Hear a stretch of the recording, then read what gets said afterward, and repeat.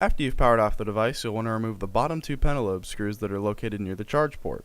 These will anchor the bottom of the screen to the phone.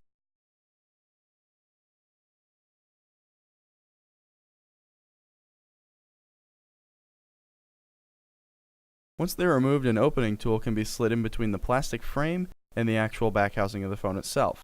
Once it's in, prying up should release the bottom of the phone. Once the bottom of the screen is released, you should be able to open it completely.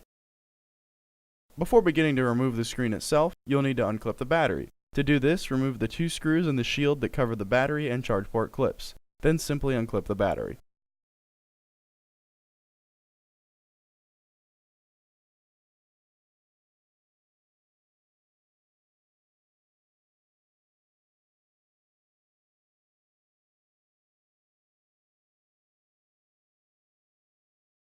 To begin removing the display itself, you'll first have to remove the 5 screws as well as the shield that cover the clips for it. When repairing iPhones, you'll want to keep very close track of the screws, as if they're put back in the wrong spot, they can cause damage to the logic board.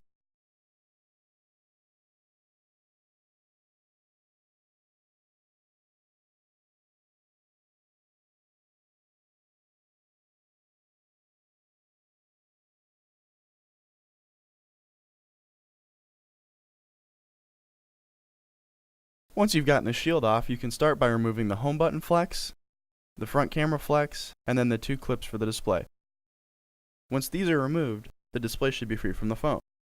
To begin removing the small parts from the display, you can begin by taking the back plate for the home button off, which is held on with 2 Phillips screws.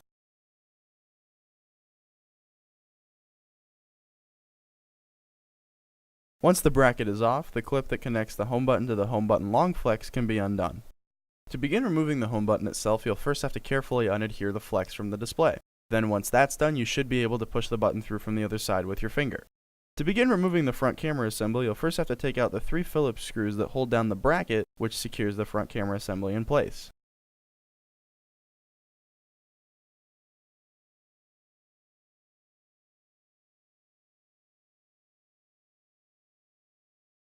Once the bracket's removed, the front camera can be folded back to expose the ear speaker, which can be taken out very easily. To remove the rest of the flex, you'll first want to unseat the light sensor on the right side, and then the proximity sensor on the left side.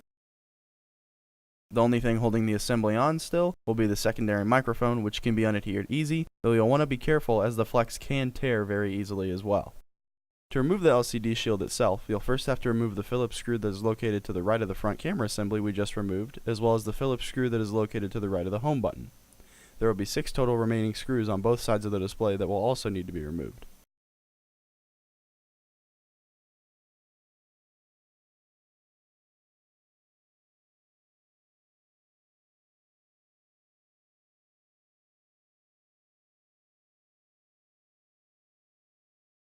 Once all the screws for the display are taken out, you should be able to peel it back. You'll notice that the bottom of the shield is still attached. This will be the home button long flex, which will need to be unadhered carefully. You should see a small metal shield between the flex itself and the actual housing. You'll need to get between the housing and the shield in order to remove it safely. Once the new display is ready, you'll need to place the LCD shield on top of it and replace the 6 screws that we took out earlier.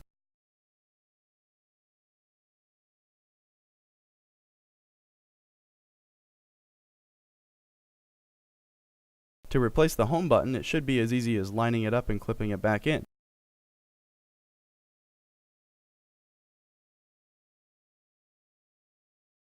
Once it's clipped back in, replace the shield and the corresponding screws for it. The screw that was located at the bottom of the shield to the right of the home button can be replaced at this time as well.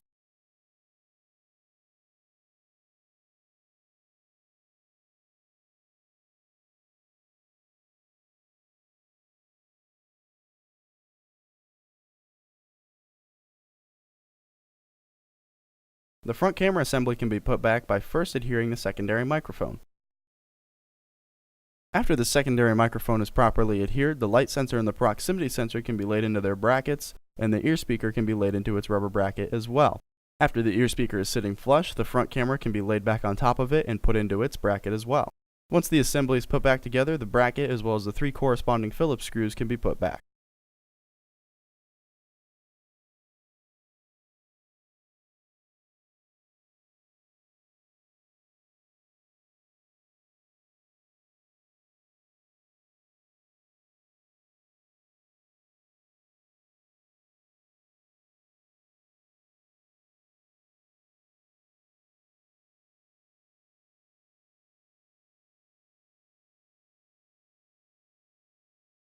Once everything is on the display, you may notice that the bottommost flex will be the flex for the front camera. This will need to be folded back on top of all the other flexes, as that's the order that they need to go back in. Then, once you're ready, you can start to clip the assembly back in, starting with the 2 display clips, then moving to the front camera clip, and finishing with the home button flex.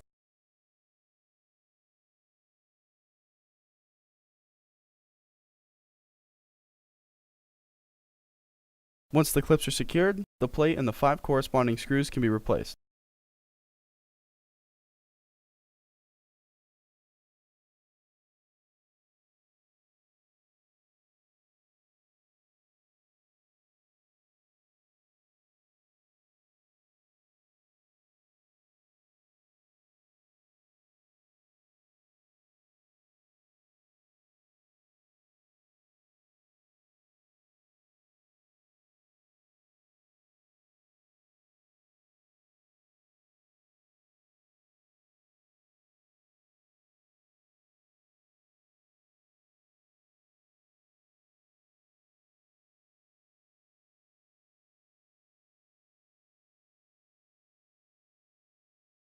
Once the display assembly shield is secure, the battery can be clipped back in and the shield and its corresponding screws can be replaced as well.